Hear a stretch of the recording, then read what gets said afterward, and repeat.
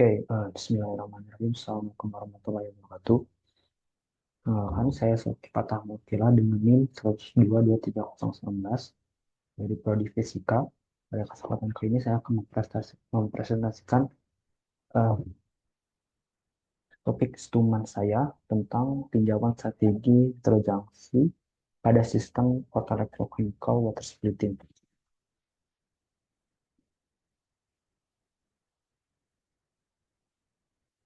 Yang mulai dari poinnya berikut akan saya presentasikan. Lalu terkait pendahuluannya, tentang urgensi global produksi hidrogen hijau. Seperti yang kita tahu, transisi energi global itu membutuhkan sumber energi dengan rendah karbon tetapi berkelanjutan dan densitas energi tinggi. Nah, itu dapat hidrogen sendiri itu dapat menjadi kandidat utamanya, tetapi masalahnya produksi hidrogennya sendiri yang menghasilkan emisi karbon yang banyak. Bisa dilihat di sini hampir 22/3 produksi hidrogen global itu dari yang namanya steam methane reforming dan 20% itu dari gasifikasi batu bara. Nah, itu tuh produksi hidrogennya menghasilkan emisi karbon yang besar dan hanya kurang dari 1% yang uh, produksi hidrogen yang hijau. Ini dapat diambil dari data International Energy Agency. Nah, itu tuh menyebabkan paradoks yang mana hidrogen sebagai solusi dekarbonasi, tapi saat ini produksinya itu sebagai sumber emisi yang besar.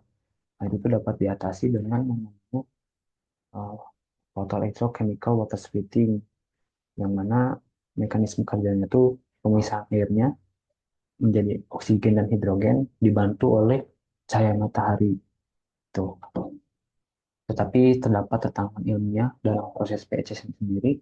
Yang pertama, rekombinasi cepat antar pasangan elektron dan hol, lalu pemanfaatan spektrum matahari yang juga belum optimal, dan kinetika reaksi permukaan yang juga lambat. Terakhir, terdapat juga tantangan terkait stabilitas materialnya yang rendah karena berada di lingkungan yang elektrolit gitu yang dapat menyebabkan reaksi kimia lain yang menyebabkan degradasi sistemnya. Dan juga karena faktor sinar matahari yang memiliki eh, energi yang cukup besar di rentang UV gitu ya. Lalu bagaimana dengan tinjauan itu? Tujuan tinjauannya eh, yang pertama itu studi mandirinya itu akan mengkaji hubungan antara band structure elemen dan mekanisme transfer muatan dan parameter performa utamanya. Lalu juga tujuan lainnya mengevaluasi pengaruh heterojangsi terhadap densitas arus fotolistrik, laju evolusi hidrogen, dan stabilitas operasional. Yang ketiga, membandingkan berbagai arsitektur heterojangsi untuk mengidentifikasi keunggulan dan keterbatasannya. Dan terakhir, merumuskan prinsip desain untuk mengembangkan sistem PHC yang efisien dan stabil dalam produksi hidrogen berbasis energi surya. Metode yang saya gunakan untuk studi ini, yang pertama, saya akan membuat makalah review paper, yang mana jurnal yang saya pilih itu dari tentang waktu 2015 sampai 2025. Dari jurnal itu saya akan membahas arsitektur heterojunctions sebagai berikut dengan material yang juga sebagai berikut ini. Lalu parameter yang saya analisis itu adalah photocarnya, hidrogen rate-nya, dan stabilitas operasionalnya. Dan itu juga terdapat analisis sebagai berikut. Lalu selain review paper, saya juga melakukan eksperimen, yang mana eksperimen itu sebenarnya tidak terlalu berkaitan dengan PEC secara langsung, tapi dapat membantu memahami fenomena water splitting di gambar yang kiri itu eksperimen elektrolisis dan menggambarkan itu dari fotoelektrik kimia semikonductor, tapi yang single junction-nya gitu. Karena yang saya bahas di studi ini di review papernya itu tentang heterojunction. Selain itu, saya juga dapat mengetahui cara peneliti-peneliti dapat memproses dan mendapatkan data photocurrent density, hydrogen rate, dan stabilitas operasionalnya.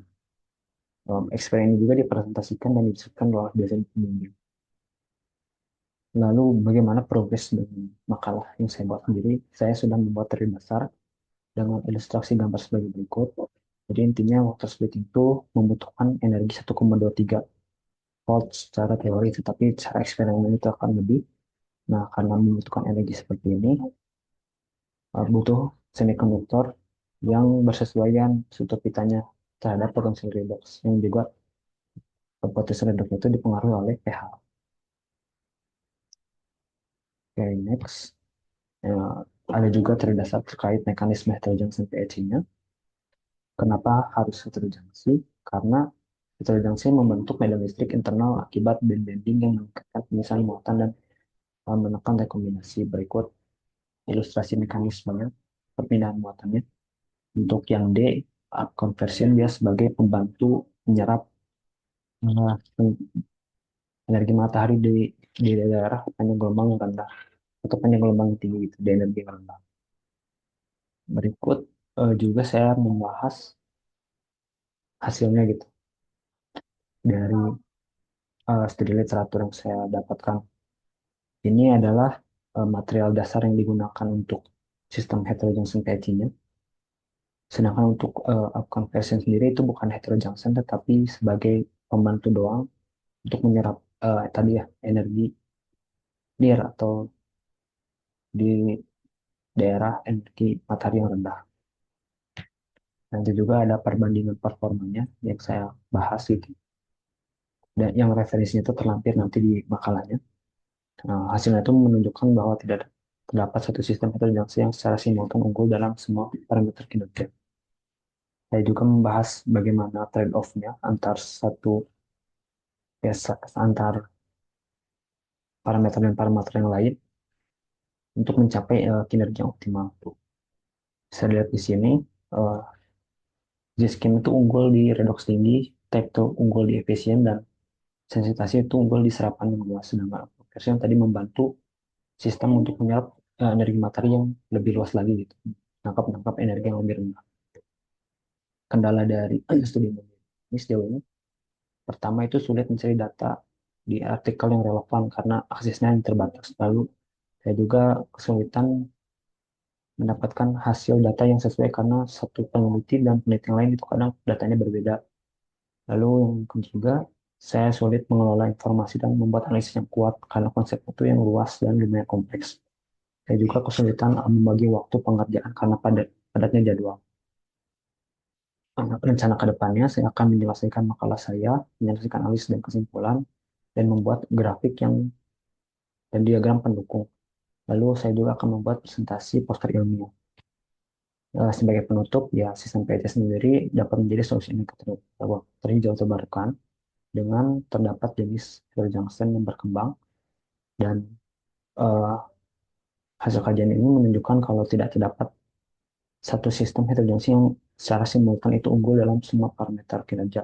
Sistem TEP2 itu unggul dalam separasi muatan dan menghasilkan densitas arus tinggi, namun memiliki penurunan kekuatan redox. Sebaliknya, G-skim mampu mempertahankan kekuatan redox dengan performa yang lebih baik dan seimbang, dan pendekatan sensitasi dan version berperan dalam memperluas pemanfaatan spektrum cahaya, meskipun kontribusinya terhadap kinetika reaksi dan efisiensi keseluruhan bisa terbatas.